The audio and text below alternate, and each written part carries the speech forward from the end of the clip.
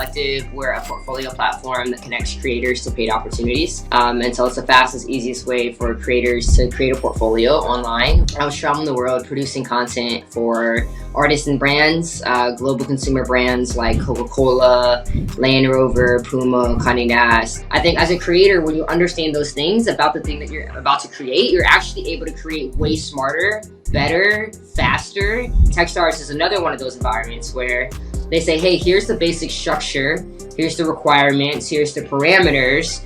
Show up every day and go crazy within that environment. Break stuff, build stuff, like do whatever you want. But having that structure actually allows us to be more successful while we are creative. And that's why I think CEOs have to be creators. Like I think Mr. Beast is a perfect example. Like that's what you are. You're the amplifier, you're the mouthpiece of the company. And so it's like, how can you literally just go out and extend your reach and go galvanize energy and audiences?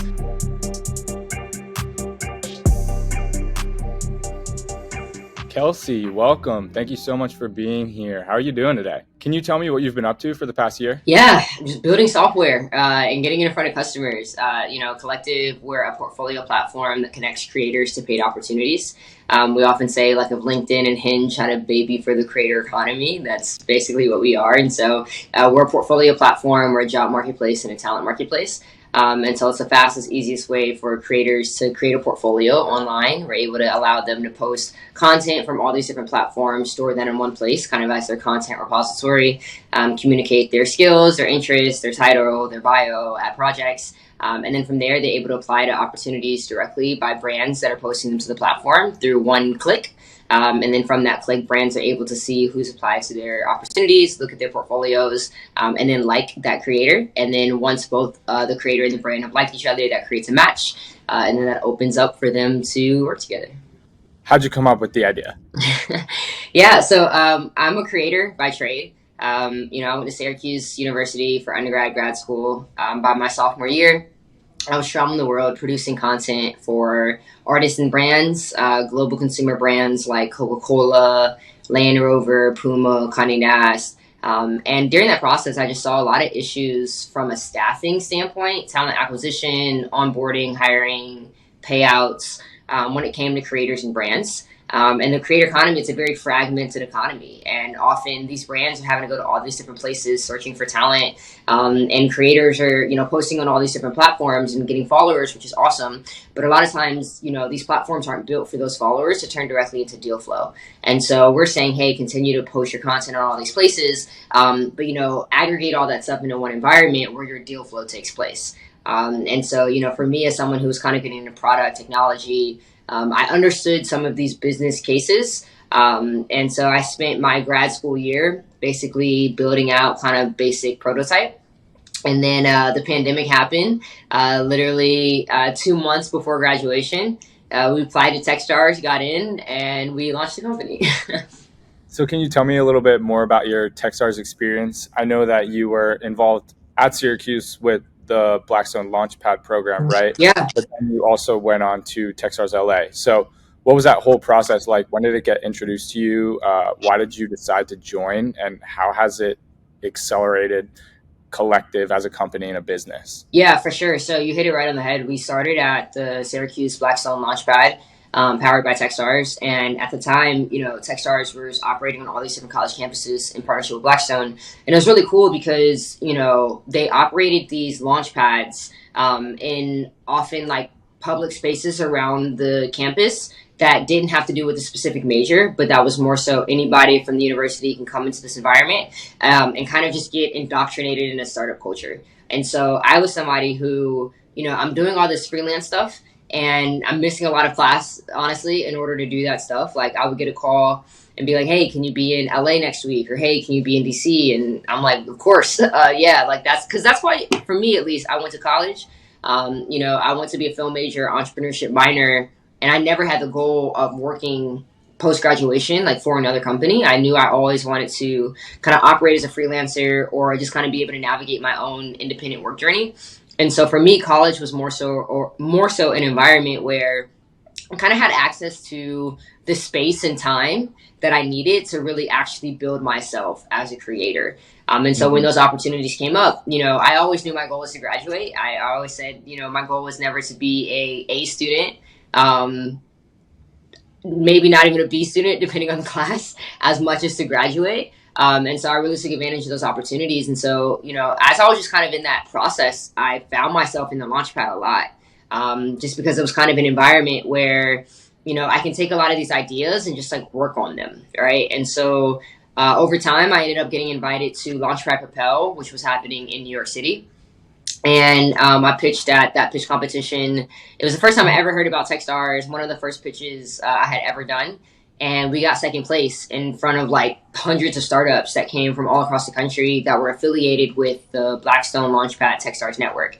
And so that was kind of a validator for me, where I was like, oh wow, okay, like maybe this is a good idea. And that's where I really started looking at Techstars as an environment to really actually bring that idea forward. And so I knew that we wanted to live in a city that really was supportive when it came to the creator economy. And so we were already kind of thinking about, oh, when we graduate, do we want to live in LA? Do we want to live in Austin? Do we want to live in New York? Do we want to live in Miami? And so LA was kind of the top of the list. And so we literally went to Techstars and we were like, hey, we want to live in LA. And they were like, cool, talk to this group. And then, I think we met up. I think we had our first conversation, our first interview in December. Pandemic happened in March. We had our second round interview, I think, like 2 or 3 days after the pandemic announcement kind of started, but it was when everyone was still on campus. And so we Hmm. took the interview in the Launchpad, basically the week that school shut down. And then, fortunately, around a month later, we found out we got in, and then graduated and moved to LA. Congratulations on that entire process. Um, I do appreciate what it's like to know that school is not necessarily the place to get the best grades, but find the best opportunities. And it sounds like Yeah. you really took advantage of those opportunities. And I want to know a little bit more about what the program experience was like once you got in. Like, what were some of the biggest takeaways that you got from Techstars? And I think looking back on it, it's been about 3 years since you got into the program and through it.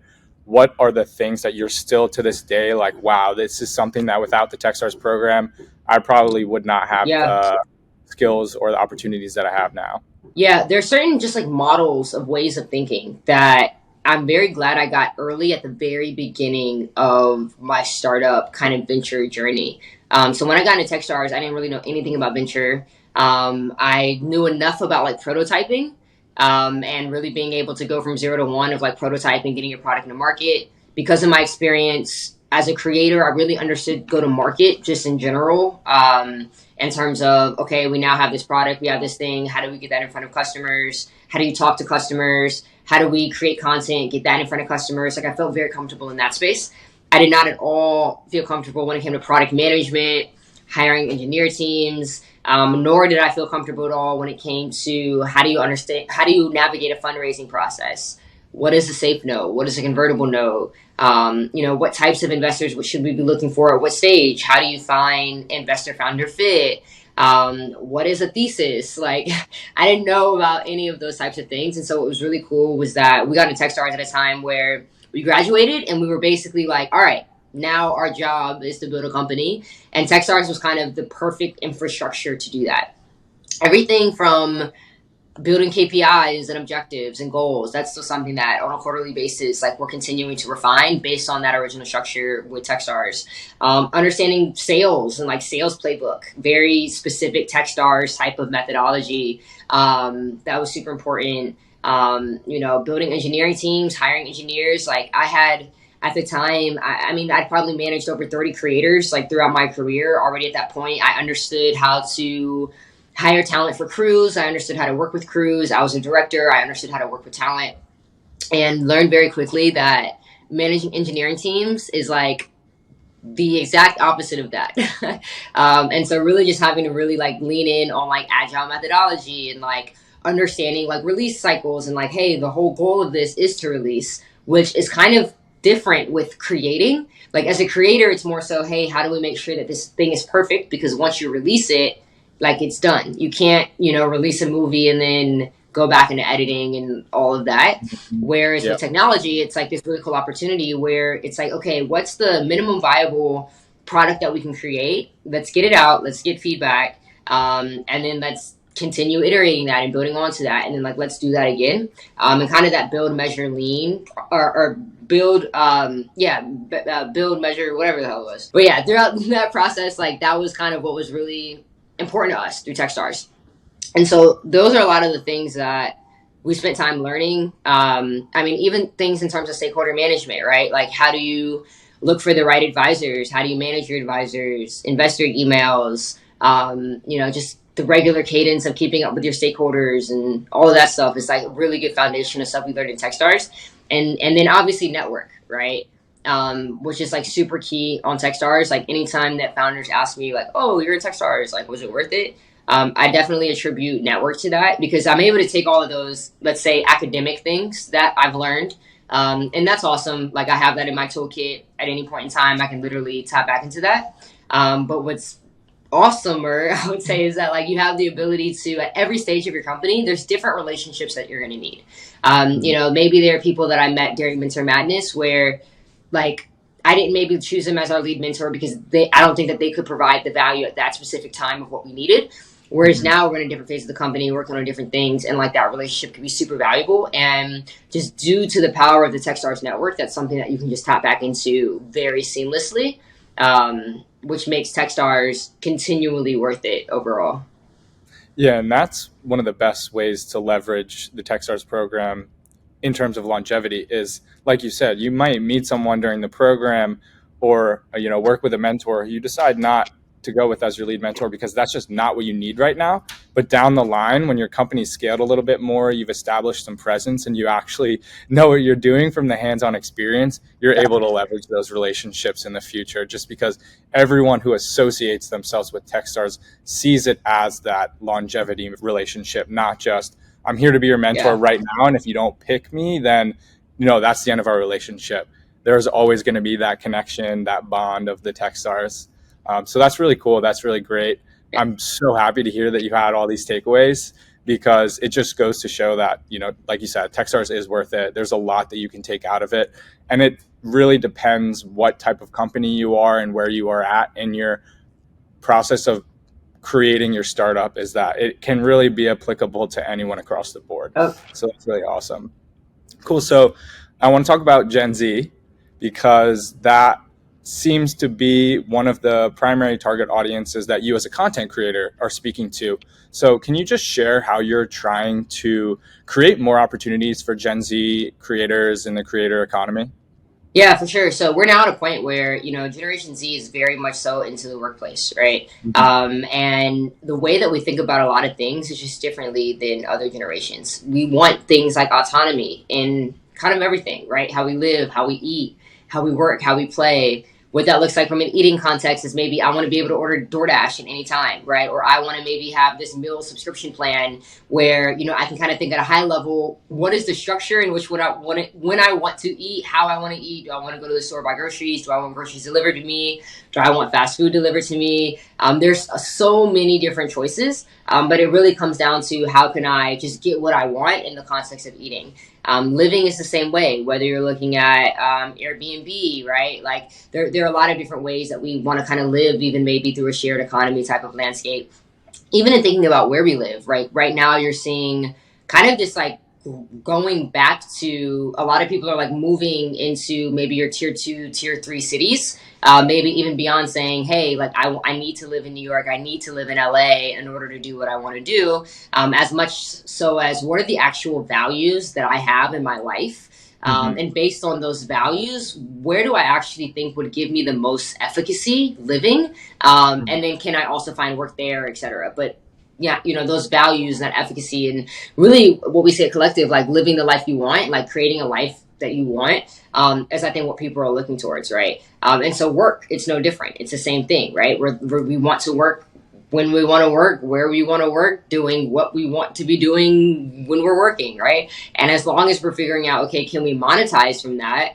then that's actually the pathway that we want to take. And as a generation that grew up on the internet, that grew up with, our Google was YouTube, right?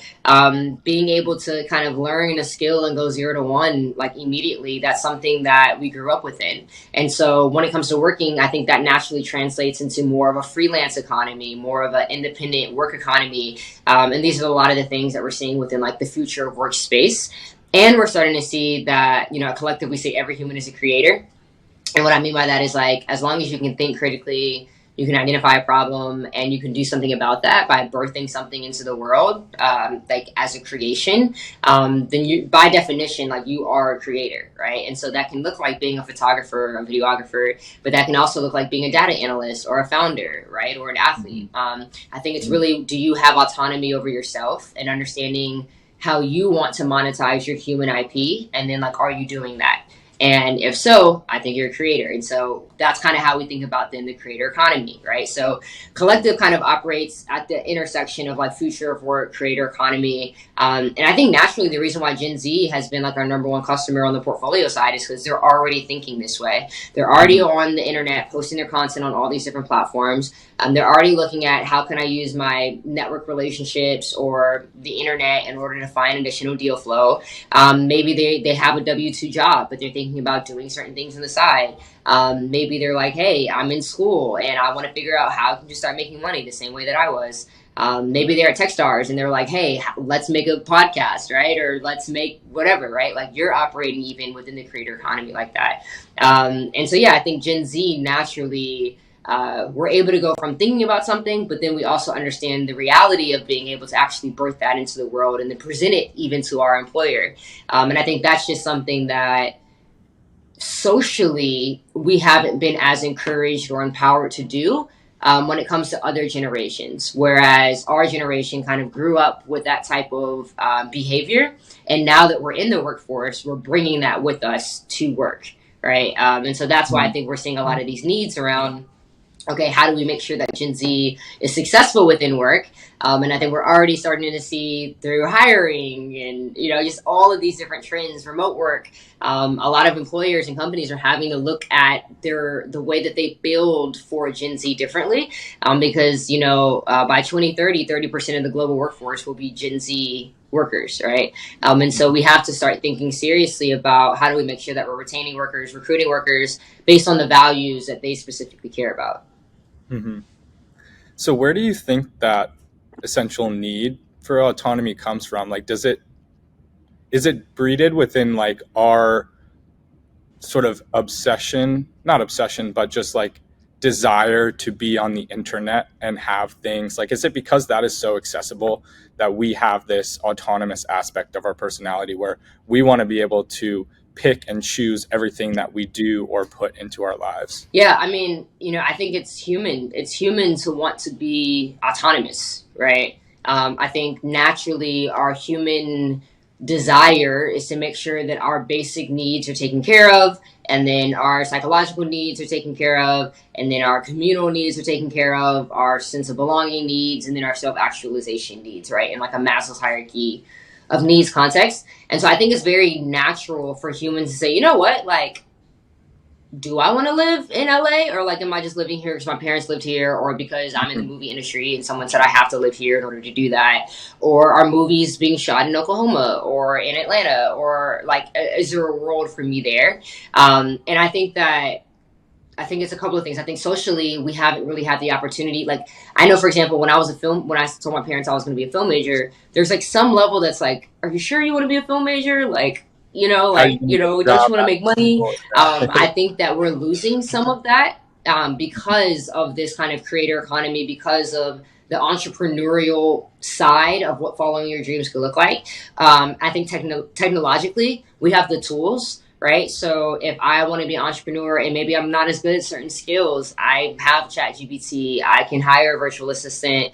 I can do work remotely. There's just literally more tools. There's more software utilities that exist to help people create. And I think there's more reference points. We have now examples of the filmmaker who followed their dreams and, did that, or the person who said, you know what, I'm going to create a YouTube channel and whatever. Like our generation has those reference points, but I think millennials, Gen X, you know, baby boomers, they have less of those reference points. And so socially, like the risk tolerance of them saying, hey, I want to do that just looks like less. But yeah, I think that it's natural for humans to want to be autonomous. And I think it's our God given right, honestly, to have choice. I think that the idea that we have choice and we should lean into choice, if that works for us, is something that I support. I think as long as everyone's safe, no one's being harmed in that process, like I just do think that choice overall as an individual is something that is American, right? And so I think to that point, I think when we look into work though, because so many systems are rooted off of work, we think about it maybe differently. But yeah, I super support the idea of humans wanting autonomy, as well as long as also those choices are creating sustainable growth for us, right? Mhm. So I like the idea that I can order on DoorDash or that I can order Instacart. I have to be cognizant of the degree in which I'm doing those things. But I think that I could argue that that level of choice for me helps my household. It gives me my time back. It allows me to focus on other things that are actually driving us forward rather than, oh, do I want to spend this time in the grocery store? Yeah, that's a great point. And I also think there's definitely something to be said for the people who struggle to make those decisions. They sort of get caught up in there's so many choices of things to do that they almost get a little bit paralyzed, like overstimulation Yeah, it's paralysis. like this decision fatigue. Yeah. Yeah, exactly. And I think that that's something that our generation actually struggles a lot with is just there are so many opportunities and that can be looked at almost as a double-edged sword of like to choose between these hundreds of opportunities of like different restaurants to eat at on DoorDash. Like how many times have you sat with your friends and talked about where should we order food from because Yeah. literally everything is at our fingertips. And so that can be sort of a struggle sometimes. So I kind of want to talk about this concept of like creativity without discipline. Like, I think there's a lot of people in our generation who, and you know, not even just in our generation, but just across the board, who are learning to express their creativity, who are seeing themselves as a creator, regardless of if they're making movies or a data analyst or an engineer. But I think what holds a lot of those people back from, you know, taking that step to becoming an entrepreneur or becoming a video editor or freelancing and doing that work is this lack of discipline. So can you talk a little bit about how you've sort of exercised discipline within your specific role and how you think people who want to just express more discipline in their creativity as a person across the board? Yeah, for sure. I think, when I think about discipline, I kind of think about commitment to the vision, right? So, what it looks like for me to be disciplined in the context of my relationship, right? Could look like, am I showing up every day in a way that is what we already agreed to? Number one. So, if we agreed to be monogamous, if we agreed to, hey, I'll wash the dishes, you whatever. If we agree, like whatever we agreed to in the context of our relationship, it's Mhm. am I showing up every day and being a partner to that agreement? And am I moving us forward towards the vision of whatever it is? So I think there's like a low level thing you agree to, and there's a high level thing that you agree to. And I think the way that you show up to that is kind of discipline, right? Same thing with your company, right? There's a high level vision of what it is that you're trying to achieve, and then there's a low level understanding of what it requires in order to achieve that thing. What's your ability to show up every day and be committed to that vision, right? And being committed to that work, I think is what discipline means. I think as creators, I think sometimes we get, I think there's like a misconception that like, oh, creators aren't disciplined. When in reality, I think creators naturally were thinking out the box, right? But I think most creators actually create the best with a little bit of structure, right? And what I mean by that is like we love a blueprint. We love if you as Techstars, for example, you're going on Collective's platform, you're hiring a creator, you're telling the creator a job that needs to be done. They would like it less if you said, oh, just like think of whatever, like Mhm. do whatever video in the context of this and like Yeah, get it back to us in just in 60 you have seconds. autonomous creative freedom. Yeah, It's like, like it'd be well, like, what bro, do you like want? that's very hard. Like, I don't know what you want. I don't understand what the parameters are. I don't know what the requirements are. Who's your customer? Where is this going? Like, there's Mhm. a certain level of information. Often, I think if you're a good creator, if you're creating the right way, there's a certain level of information that you need in order to even define what you create as good, right? And so often that structuring or that blueprint, those requirements, right? Even using a lot of the engineering language, right? Understanding, okay, what are our requirements? What are the user goals? What are the user personas? I think as a creator, when you understand those things about the thing that you're about to create, you're actually able to create way smarter, better, faster, leaner, because you understand the exact targets of what you're shooting for and what are the parameters. And so I think sometimes it often takes creators, like a lot of creators don't understand that literally. And so maybe there's like this frustration often that even comes when they're working with clients. But even the creators that I think you see growing their businesses, it's people that understand how to think through business models and people who understand structure, process, systems, and don't run from that, but maybe just hire someone for that or understand it enough just to make sure that what you're creating is great. And so that's kind of how I think about, discipline in the context of like commitment and then structure with creation. Because I think then once you have that, you can be creative, right? Once you understand, okay, here's the thing I need to commit to, here are the parameters, here are the requirements. And then you can say, hey, Kelsey, like create, like go be autonomous, right? And I think that's the same thing that we tell our engineers, right? We say, hey, here are the specific, features that we're going to build this week. Here are the specific things that we're going to work on during this sprint. We go through and we say, hey, like, hey, do we have any questions? We rate everything. How long do we think this is going to take? We talk through everything. And then ideally, everyone just like goes their separate ways. And then every day we're saying, okay, what did you do yesterday? What do you plan to do today? Do you have any blockers? We answer those things super quick. And then you keep going and you keep creating, right? And so I think that's an example where I think discipline, structure, commitment actually accelerates creativity. And I think that even that's another testament to Techstars, right? Techstars is another one of those environments where they say, hey, here's the basic structure, here's the requirements, here's the parameters. Show up every day and go crazy within that environment. Break stuff, build stuff, like do whatever you want. But having that structure actually allows us to be more successful while we are creative. Yes, definitely. Could not agree more. So to talk about founders and startups even more specifically, you were a Forbes 30 under 30 for advertising and marketing.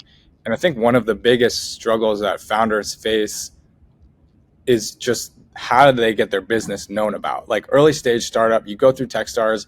How do you market your product or your service or your company? How do you create content for that company that's actually going to, create engagement, bring in new customers? How do you, create positive reinforcing ads that are going to bring new people to your business? Because that is like doesn't matter how good your idea is, you need to have customers. So do you have any advice for early stage startups and founders about upping their marketing game a little bit? Yeah, I would definitely say understand how you provide value just as a company. Provide it at any level, right? So it can be a super small way of how you provided that value. Get back that data and then shout it to the rooftops is what I would say. Being able to capture value from something that happened like in real life or like literally through your product. And whether you're getting a customer to literally directly talk about it, whether you as a CEO are just going on LinkedIn and kind of talking about that experience and writing it in a voice that communicates that you understand who your main user persona is, right? So you're telling a success story, but you're talking to other people that want to hear about that success story specifically. And then a call to action, right? Like based on now the understanding that, okay, I know I have this value that I'm about to show people. I'm about to go to the place that I know that they're operating in. You're now positioned in order to speak to them, right? So let's hope that they're listening. Let's assume 50% of the people that you're speaking to are actually listening to what you're saying. Maybe 50% of that group will actually take action in doing something about it, right? But even to the whole decision fatigue conversation, you have to be very specific about what you want them to do and then make it very, very easy for them to do it, right? And to kind of allow them to make the decision that you actually want them to make. But just understanding humans, you have to speak in their language, make it very easy for them, and maybe even make them feel like it was their idea to do the decision that they made, right? And I know that's like a lot, but I think if whatever it is that you're creating, I would definitely think, okay, is it at least hitting one or two areas of that supply chain based on what it is that I'm going to create, right? And I even tell a lot of founders, like, I mean, we're on social media, but like not to the degree of like, we've realized that like the way that we make money, the way that we onboard creators is not particularly through social media as much as social media is just our reinforcer to say, hey, look, it's real, like it's true. So we don't have to post from like we need to be posting every day as much as just enough to where at least every week people are seeing new content and new validators that, hey, what we're doing is real. Who we say we are is what we are. Look, other people agree with that as well. But there are other companies where, like, let's say you're an e-commerce company and you're a direct-to-consumer company, where social media is the main number one, possibly only way that people are even engaging with you. And it's a volume play. Like, you need to throw out as much as possible, try to reach as many people as possible, because the main way that you're converting people are directly by your content into, like, product through sales, let's say. And so it definitely depends on even like the buying patterns. Like our customer is B2B. And so just naturally, like we're not getting B2B customers because we're posting on social media as much as cold calling, like going to conferences, trying to, set up demos or discovery calls, like that, spending our time there. And even making content around that, right? So like we started a podcast, us inviting even our brands to come speak on our podcast. We know that that brand is going to drive that forward. We know that we could take these clips towards other brands and market that to other brands that are even their competitors, let's say. But we have to kind of find a way to work smarter, not harder, and get very like calculated, honestly, about the content. And that goes again to like, it's not just a matter of creativity, let's be creative, but really everything that you're creating from a content level as a startup, like it's like I don't know, it's like you're running a play specifically in order to say, did this work? Like it's almost the same way that you release technology and say, hey, I'm going to release something super quick, get feedback on it, and then continue to build from there. That's what you're doing with content, except each individual content is just a different piece of content. Yeah, and I mean it can be a little bit scary, I think, releasing that content, because going back to what you were saying before, it's like with engineering, when you release an app, it's like, oh, I released a beta, check it out, let me know what bugs need to be fixed, what you like, what you don't like. When you release a piece of content, you can't go back and edit it. You can take information from how it did and how it performed and reiterate based on those analytics, but it's still like, I think it's scary Yeah, for some founders and for people in general to just like put their face out there or put their brand out there online because they're afraid of that judgment. But I think it's about embracing, like, any piece of judgment exactly. is really a piece of feedback, and if any failure in terms of content is a piece of feedback and an area for you to learn from. And so what I try and tell founders, just in my role as a digital content producer with Techstars, is like, you kind of need to, if you can, envision yourself as, and a lot of people don't know who this is, but like envision yourself as like the Mr. Beast of your brand, or like the Emma Chamberlain of Yeah, your yeah, brand. Like, how can you embody these content creators who have formulated like multi-million dollar businesses off of yeah. just their namesake And and that's why I turn that? think CEOs have to be creators. Like I think Mr. Beast Mhm. is a perfect example. Like that's what you are. You're the amplifier. You're the mouthpiece of the company. And so it's like, how can you literally just go out and extend your reach and go galvanize energy and audiences Mhm. by talking about your startup or just by creating things that then help you get in front of people and go capture more leads, for sure. Mhm. Yeah, cool. So you mentioned that you're active on social media, but that's not your primary way of getting new customers. So what is your customer acquisition process like? Where do the majority of your clients come from? Because I know you're B2B, so like you're providing businesses with creators who um, apply to join the collective portfolio. So how exactly does that work?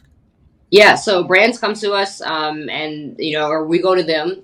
Basically, we're looking at marketing companies, production companies, HR specialists, movie productions, festivals, events, such as FounderCon, and we're really looking at, okay, who needs to hire creative talent? Staffing companies often, and going up to them, and basically a big thing that we do is even finding leads that already exist on the internet, redistributing those leads to our platform, getting creators to apply for those opportunities, and then reaching back out to the brand and saying, hey, we have 4 creators who are ready to go for your digital content producer job. Are you interested in seeing these creators? And then in order to view those matches, obviously you have to pay for the subscription, be able to view those matches and see creators from there.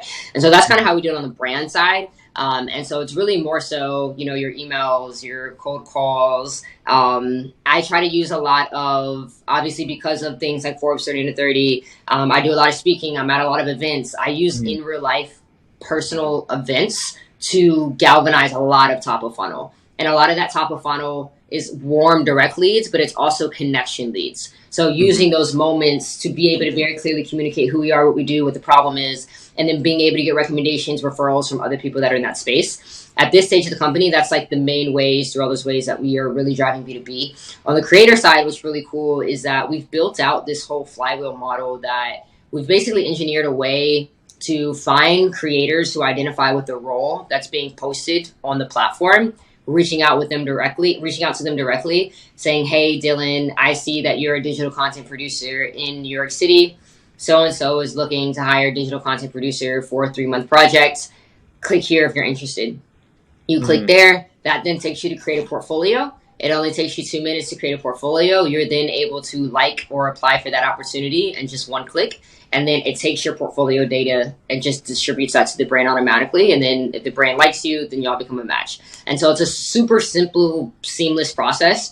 And we've really just been able to drive creator acquisition through direct automated processes we've been able to build by way of the opportunity being posted on the platform. So for us, the top of funnel is we need to get brands who are interested in hiring creators to post opportunities on our platform. And from there, we have a very automated way of how we scan the internet, find these people, bring them onto our platform. And so that's why when we reach out to that creator and say, "Hey, Dylan, are you interested in this role?" You're going to be like, "Well, who the hell is Collective?" Right?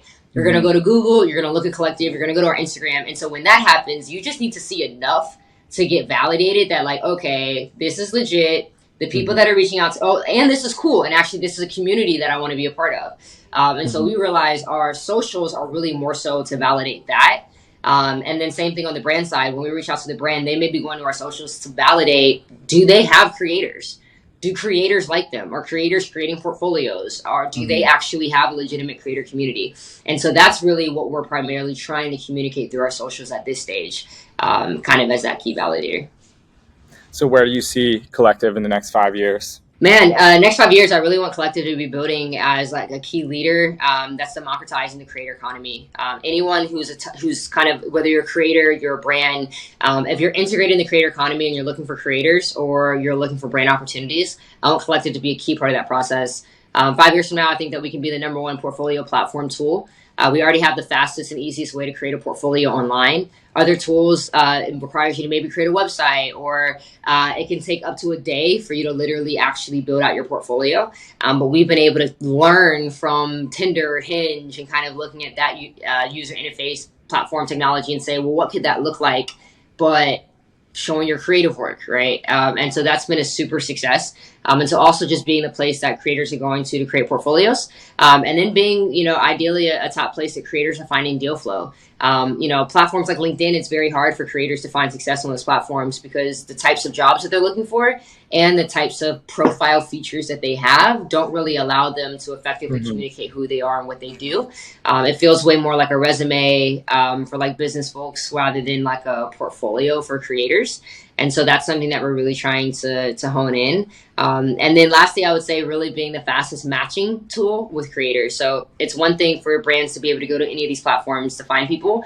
But when it comes to speed and delivery of applicants, I really think that we can be a key leader in the industry that's just delivering matches in a very, very automated way. So that's what Collective will be up to 5 years from now. And ideally doing that across continents around the world. We're obviously focusing on the United States right now, but I'm going to Canada next week to meet with some folks. Been talking to a lot of people in Africa around, what could it look like to start catalyzing the creator economy there.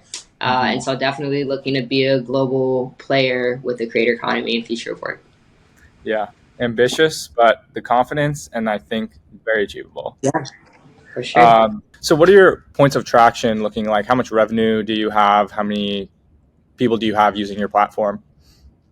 Yeah, so we've only raised an angel round so far. We've been very intentional about how we're raising capital in order to build what we need to build at this stage, and really through under $1 million raised so far, we've been able to grow to 25K MRR, and that's very quickly.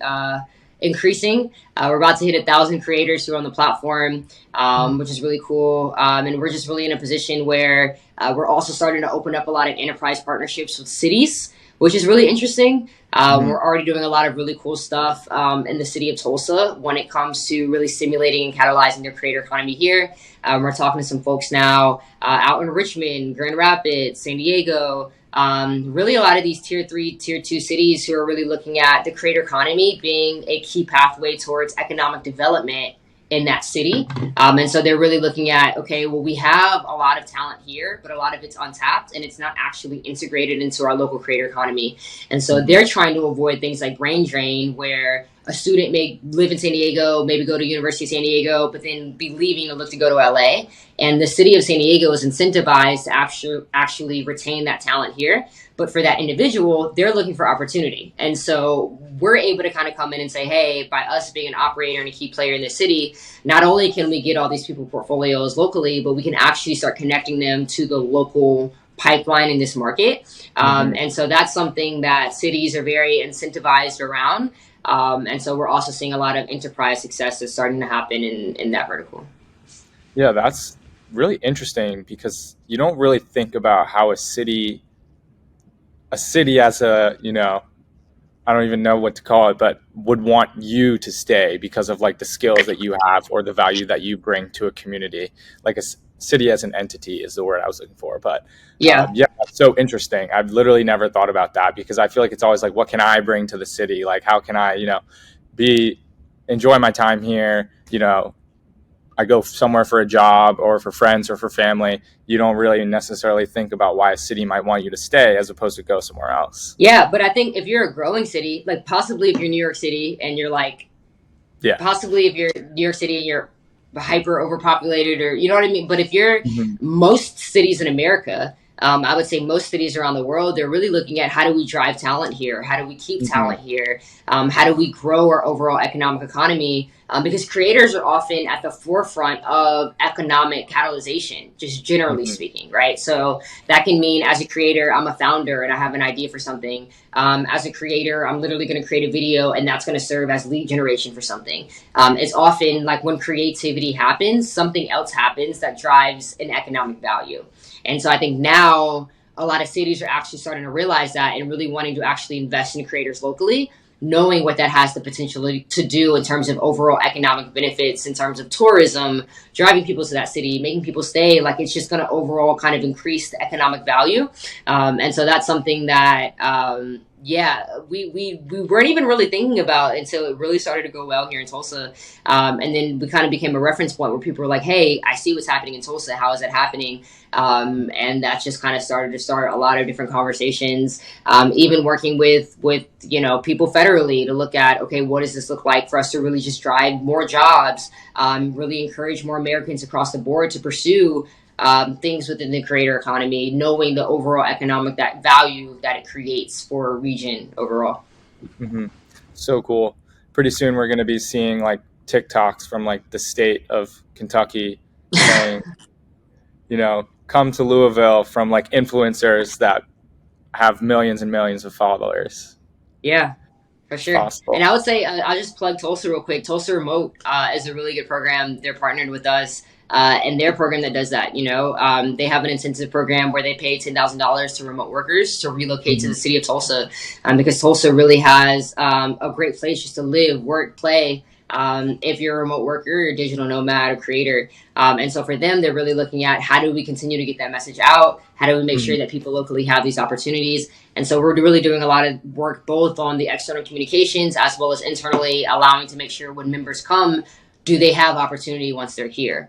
Mhm. And so, yeah, that's just another example of what we're doing to really just drive that forward in a real city. So cool.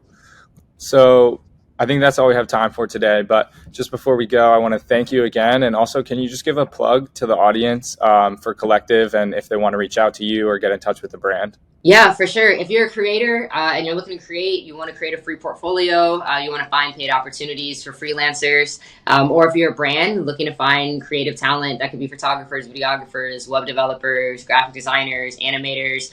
Collective is the fastest, easiest way in order to do that. Collective CLLCTVE.